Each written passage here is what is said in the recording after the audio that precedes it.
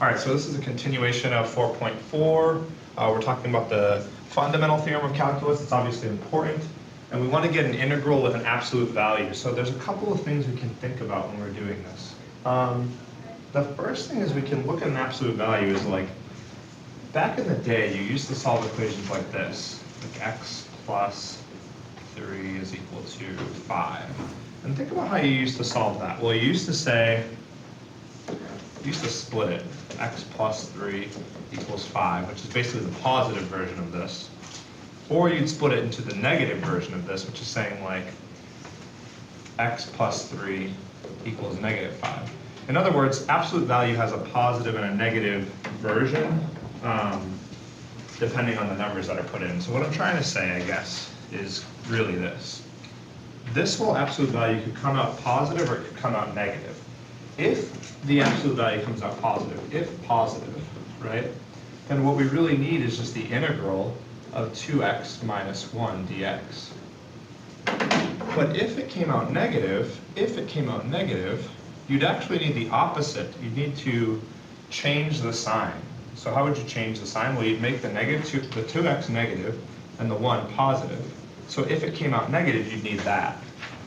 So the question is, when does this come out positive or negative? And this is just one way of doing this, but when does this come out positive or negative? So what you need to do is set it to 0. 2x minus 1 is equal to 0. So 2x is equal to 1, and x is equal to 1/2.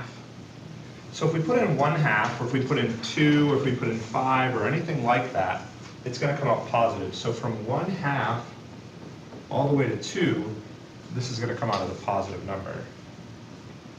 And if you put in like a quarter, for example, you put in a quarter here, you get a negative number and you need to change the sign. You take the absolute value. So basically it's a line, but it's a line broken into 2 pieces.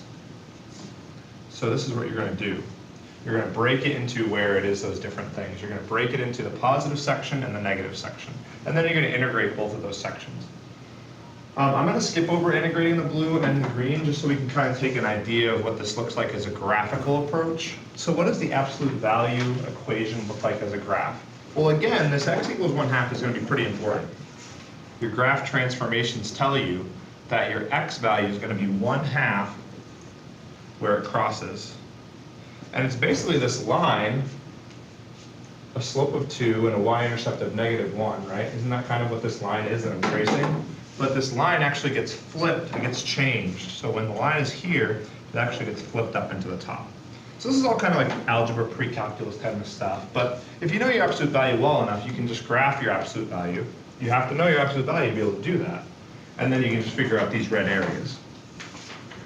So geometry again, if you can use geometry, why not, right? If you can use geometry, why not?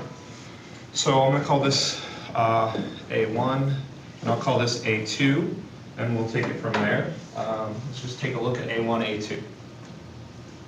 Okay, so area 1. Well, area 1 is 1/2 the base of that triangle, which is 1/2, times the height of that triangle, which is 1.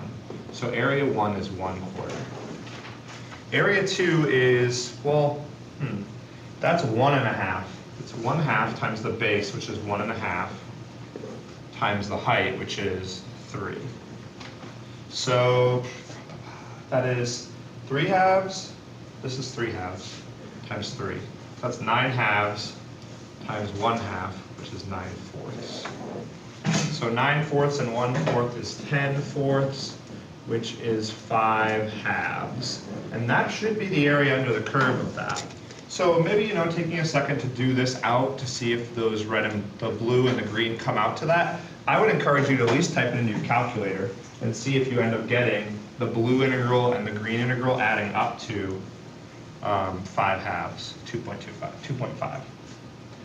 What you're seeing here is, right down here, is they're showing you that this is that basically that green integral from up top, -2x plus 1. So they're just taking this to -2x plus 1. So, I mean, an understanding of that is important, but not the most important thing we'll ever talk about, so I'm going to move on. Moral of the story is you've got to break down absolute values into two parts, or just draw them and do the area of the curve. Okay, so now we want to do the area of the region bounded by all of these things. So we basically got this graph, which is in the first quadrant. We are going from 1, 2, 3. So this is probably E right around here, 2.7 or something. We want to go from the graph of x equals 1, which is here, to x equals E, which is here. So now I'm going to make these into red circles since I changed the color on you. And we want the graph of the x-axis to be bounding this as well, so here. And now we need one more thing, which is the graph of 1 over x. Okay? And y equals 1 over x looks something along the lines of this. It looks something kind of like that. Okay? All right. So what is a good way to like talk about this right here? Like what would we set this up as, I guess? My question becomes, this is the area we want, right? Well, how do we write that as an integral? And I think we've set up a couple integrals before. So we want to figure out area from what to what? Where are we starting? Well, we're starting with an x value of 1 and we're ending with an x value of e. And we want the area under the graph of 1 over x with respect to x.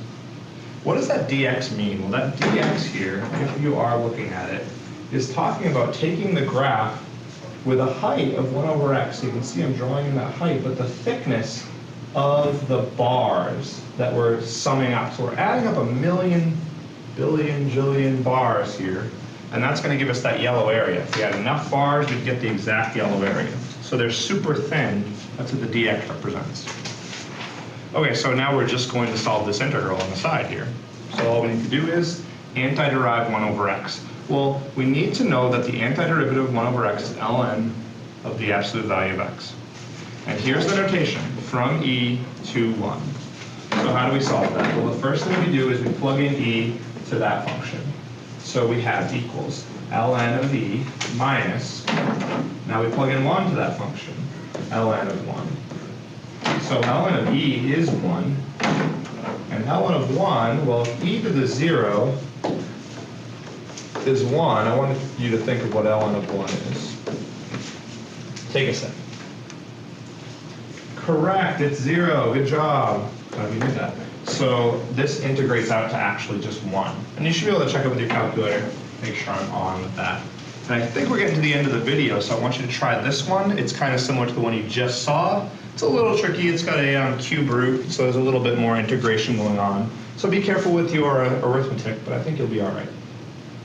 And I think that pretty much wraps it up. So make sure you get those problems done, and I will see you soon.